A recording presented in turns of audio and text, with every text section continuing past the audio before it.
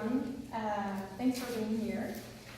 I am Lucile, a French student interning at Congressman Buddy Carter's office, a representative from the state of Georgia. But I am here also as the young ambassador of the French American Fund, as you can see here, and the Normandy Regional Council Partnership. And this is why I'm talking in front of you today. Before I start the presentation, I wanted to thank everyone, especially Congressman Buddy Carter, who very kindly accepted me as an intern in his office, as well as all his staff, and especially Caroline Golden, who is my internship advisor and who is helping me through this whole internship and who helped me prepare this presentation. And of course, I wanted to thank the French American Fund, who especially its founder, Eva Alouche, is here, who along with the Normandy region worked days and nights for me to be here interning at the American Congress. I am actually the second French student interning at the American Congress thanks to the French American Fund. The first student was here 2 years ago in Ileana Rosletinen's office. And this French American Fund also gives Americans the opportunity to have a prestigious internship in France, because right now there is an American intern who is interning at the French Assemblée Nationale and is studying at La Sorbonne. Finally, I need to emphasize that all of what I'm going to say now is told through my scholarship program and does not reflect any governmental position. So this is neither your government or my French government who says anything that I'm saying right now, okay? So let's start the presentation. You might be wondering how I ended up here. So here is some presentation about what I did, what I studied. So during my bachelor's degree in Le Havre University in Normandy, of course, I had the opportunity to go study abroad for 6 months in Loyola University in New Orleans, where I studied American culture, American literature and history, and I minored in women's studies. There, I obviously had the opportunity to get to gain a great insight of the American culture, and I fell in love with it. And when I came back to France, I did a first year of master's degree in research in English, where I wrote my master's thesis on picture books written by Australian Aboriginal women, which has nothing to do with French-American relations, politics, or business, but I loved it. But then I discovered a master's degree in French-American relations, specialized in management and international commerce, and I did that. And while I was in classes, one of my teachers talked to me about an incredible opportunity to go be an intern at the Congress. And I could not really believe it, and actually I did not really believe it until I stepped foot in the US 2 months ago, and here I am. So after that, I arrived here. So the first day I arrived here, I was supposed to be interning at Senator McCain's office, who very sadly died the day I arrived. So I have been transferred to Congressman Buddy Carter's office, who kindly accepted me at the last minute. And here as well, I am not only interning at the American Congress, I am living in the Washington Center. And thanks to all the friends and mentors and teachers who are here and who support me every day in the Washington Center, by the way. And every day I'm taking classes, professional classes on how to have a mentor, how to find a job, or this kind of professional classes. And they help me through my professional process a lot as well. So this was a bit about my professional or student life. But now let's go to Normandy, where you all want to go right now. So obviously, this is France, and Normandy is the red part that you can see in the northwest of France. Normandy is the second best known region in the world. After what other region? California. So California, and then you have Normandy, really. And everywhere, Normandy means end of war and D-Day. In other words, that means peace. I actually realized the importance of Normandy just the day I arrived in the US. I was walking down the Capitol and I was lost. And one police officer came to help me and asked me where I was from, because of my accent probably. And so I told him I was coming from Normandy, and he was very happy to know that I was from there, because he told me that not only veterans learn about Normandy here, but it is also very important for the armed forces in general. And I understood the importance of my role as young ambassador the day I arrived here, and the fact that French-American relations really are strong relations. So war is everywhere, right? In religions, in philosophies, in ideologies, and Normandy has been a territory of war until 35,000 soldiers landed to the 5 beaches that you can see here: Utah, Omaha, Gold, Juneau, and Thor Beach in Normandy. It was 75 years ago, in the darkness of June the 6th, 1944. So, paratroopers dropped inland behind enemy lines. And I will show you a quick video as a reminder of what the Battle of Normandy was. And as you will see, among the men inside the boat, there was this very famous American writer called Ernest Hemingway, that you all know. So he was in Normandy, and he was a war correspondent for the Collier's magazine, and he testified. It had been a frontal assault in broad daylight, against a mine beach, defended by all the obstacles military ingenuity could devise. The beach had been defended as stubbornly and as intelligently as any troops could defend it. No boat was lost through that seamanship. All that were lost by enemy action, and we had taken the beach.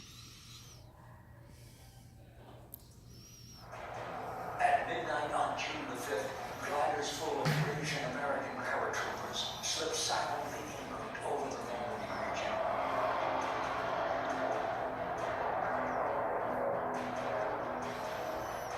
These Allied paratroopers are the first to set foot in occupied France. Their mission, to secure the flanks of the landing zone.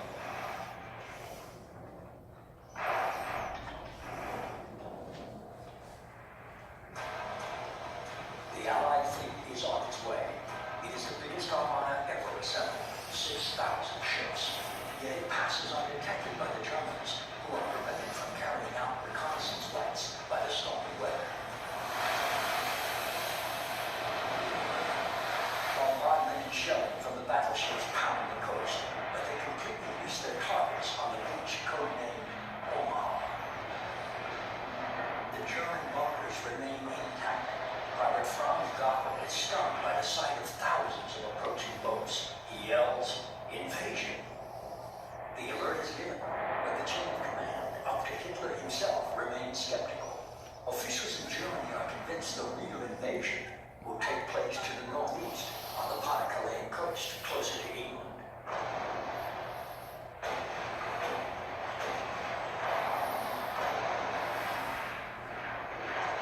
6:30 a.m. The first assault wave of American troops is getting ready to tackle the German defenses at Omaha Beach. Among them is the famous American writer and war correspondent Ernest Hemingway.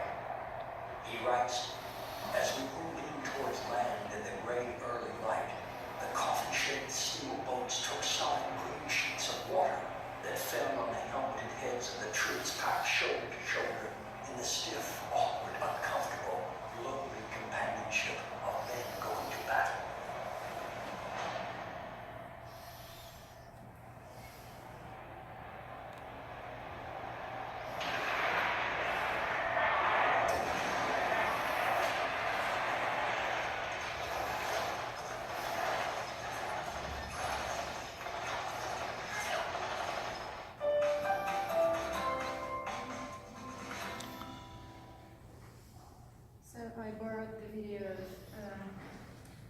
the Smithsonian. So after that, indeed, Normandy became a territory for peace, after the soldiers came to save Normandy, France, and Europe in general. Since then, every year, at different times of the year, there are events reminding us of peace. So there are events on the World Wars, of course, like the Bayeux Calvados Awards for War Correspondence, or remembering the Holocaust, or the D-Day Economic Forum, or the Con Memorial, and you can see a picture here with the gun. However, there are also other events reminding us of peace which are not directly linked to the Holocaust, like the high school discourse competition or the Do the Right Thing for high school students with the International Institute for Human Rights. But there are also peace clubs around the world, like the Entrepreneurs for Peace, and you have Entrepreneurs for Peace all around the world. So all of these events are a proof of the vitality of the region and the fact that we care about ensuring peace everywhere in the world. In order to consolidate Normandy's heritage with regard to the values of freedom, human rights, and peace, a new international event dedicated to peace was created and took place for the very first time last June 2018. And this is called the Normandy World Peace Forum. The Normandy World Peace Forum is 2 days of conferences, debates, and meetings led by experts from around the world, and it follows the celebrations of June the 6th, which aim at reminding us the Battle of Normandy that you've just seen on the video. So June the 6th, 1944, D-Day. June the 6th, 2014, 75 years later, 70 years later, the Normandy for Peace Forum did not exist, but the 70th anniversary made it a gigantic event. You can see here Obama and veterans on the picture. It was taken during the 70th anniversary of the beaches in 2014. There was also Putin and 16 other heads of states. 4 years later, the first forum, Normandy for Peace, took place, called this year Globalizing Peace, New Wars, New Peace. More than 160 speakers were here, with 60 media covering the subject and more than 5,000 visitors, which was a huge amount of visitors for the first year. Among the speakers, you can see here Ban Ki-moon, the South Korean diplomat who was the 8th Secretary General of the United Nations. So we have very, very special guests. And 2019 is an even more important year, because this is going to be the 75th anniversary of the D-Day beaches. And this is not only going to be the 75th anniversary, because we will launch, Normandy will launch a first Freedom Prize that we call Prix Liberté, and will be awarded in June 2019. The winner will be someone who made a great commitment to freedom, and young people will play a key role in the nomination of this winner of the prize. Actually, young people will not vote for the candidate, but they will nominate them. And if you are between 15 and 25 years old, you can nominate someone for the Freedom Prize. And also, hopefully 2019 is going to be the year of assessment of the Normandy beaches for the UNESCO World Heritage status, which is a very prestigious status to have for monuments or places in the world. But let us come back quickly on the very first successful edition of the forum last June, actually. So there were workshops on conflict zones, like you can see Syria, the Democratic Republic of Congo, Libya, Afghanistan, or the Balkans. However, as you've probably seen in the news, we have more and more new conflicts arising, like in Brazil or Pittsburgh or the threats. And we are also trying to deal with them in the forum. So for instance, last year you had conferences or debates on child soldiers, preventing them from being recruited and ensuring their reintegration, or religions, excuses of war, or factors of peace, innovation and technology, climate change, women's rights, indispensable factors for lasting peace, culture and sport, or commemorating, recounting, and educating how can a culture of peace be founded, or this kind of workshop talking about a lot of different issues. So, what is the goal of Normandy for Peace in the end? It aims at raising people's awareness on threats and at perpetuating peace. It is not only observing events or elements, it is analyzing them and analyzing the country and the fact that some countries go from a crisis to a war and why it happens. We need to understand war in order to understand peace. And one of our presidents of the region wondered why there were schools of war and not schools of peace. So for this, the forum wants to target absolutely everyone. We want to target veterans.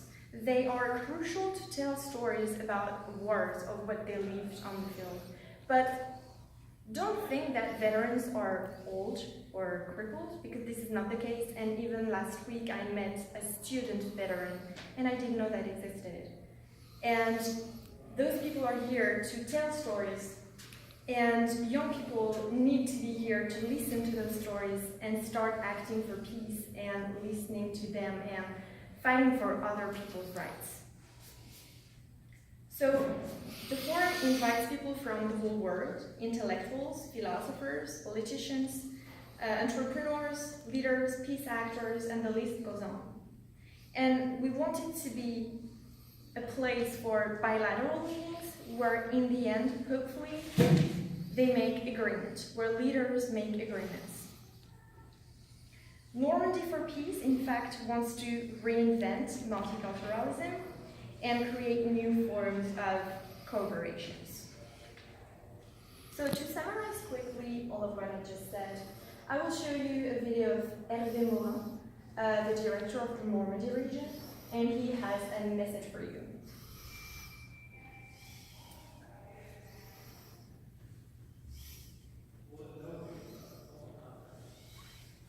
Normandie pour la paix, c'est un projet qui est porté par une terre qui est la Normandie qui est la terre qui est assurée par laquelle la liberté est revenue sur le continent européen en 1944. Notre volonté, c'était en quelque sorte un Davos de la paix, c'est-à-dire un lieu où se rencontrent tous les hommes et toutes les femmes, tous les responsables qui, à un titre ou à un autre, peuvent contribuer à la gestion des crises, à l'analyse des nouvelles formes de guerre et aussi à la prévention des conflits et des crises. Donc il y aura des diplomates, des militaires, mais aussi des responsables politiques, du monde de l'économie, des ONG, bref, faire en sorte que toutes ces femmes et tous ces hommes soient en capacité pendant 2 jours d'analyser les risques de crise, le développement des crises et les moyens pour éviter en effet que notre monde soit de plus en plus dangereux. Derrière ça, il y a une idée, c'est bien entendu que la jeunesse contribue à tout cela. Il y aura donc une très forte présence des grandes écoles, des étudiants, des lycéens à ces manifestations. Nous aurons même un prix littéraire qui sera le prix littéraire des 15-25 ans sur le prix de la paix qui sera accordé à partir de 2019. Notre idée, c'est que bien entendu, il puisse y avoir des échanges avec des étudiants américains et des étudiants français, afin que, en quelque sorte, ce lien transatlantique qui est à l'origine de notre libération continue à exister et à se développer. Bien entendu que dans ce cadre-là, la French American Forum sera en capacité de participer à la construction de ce lien entre étudiants français et étudiants américains. C'est pour nous une bonne nouvelle et ça nous permet de dire que voilà, on a les volets qui vont nous permettre de construire un bel magnifique événement. All right. So to conclude this presentation, I will have final sentences. So Normandy for Peace, okay, it's an absolutely amazing project, and now we all know that. But that's also necessary, especially when we can hear the news from yesterday or before yesterday or every day. And this is even better this year because last week, Lonely Planet nominated Normandy as one of the top 10 regions in the world for 2019. Because of several things. In 2019 and in June, don't come before June. June is important.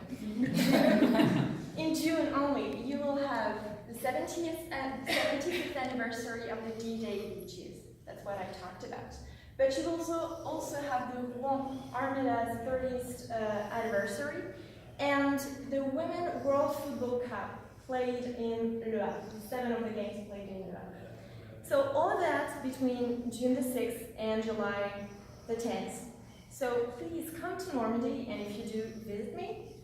And so save the date. And okay, I know some of you might have questions, so we're kind of short on time. So you will be able to email me any of the questions, and I will get back to you with the French American Fund and the Normandy region to answer the question as perfectly as possible.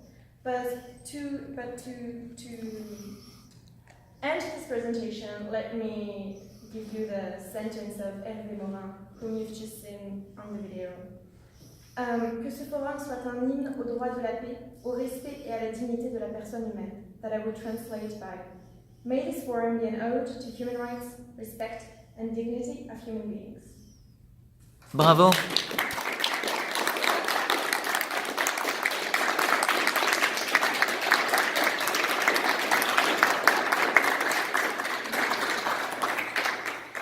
Thank you so much for coming.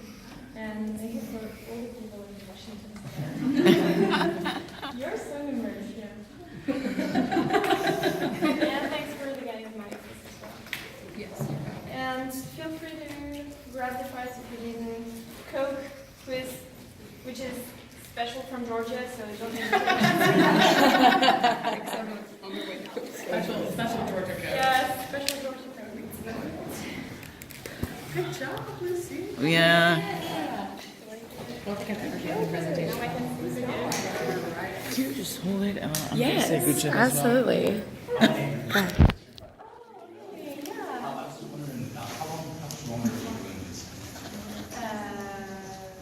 Okay, so gotcha. Because I think some of these really love to work with you. Oh, Maybe question better oral history. Sure. Stuff that we can, they can present. okay. That's great. Something like that. Oh my god, yeah. But I'll have your email. Yes, do you have my card? Did you take it? Okay. I'll give you a folder, and you have my business card in it, and a quick explanation of the project. And here you have the director of the French American Fund, who is right behind you. And Nice to meet you. you can be in contact by email, and then we can meet each other. And there is also Caroline, my advisor, my internship advisor, who would like to meet you if you want to work also with the Congressman Carter. Yeah, absolutely. Actually, I'd love to bring you Washington Center. All right. We actually did a class with it. Okay. Okay. Bring all these guys. Yeah, sure. Okay. I'm just gonna say Oh, sure. something like Okay. confidential. So I have your email still, so I will. Sorry to give you away. Thank you so You're much. totally fine. No problem at all.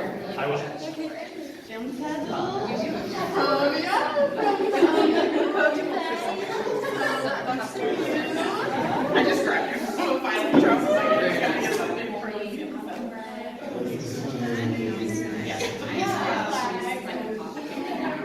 Like stickers and stuff, but can I represent?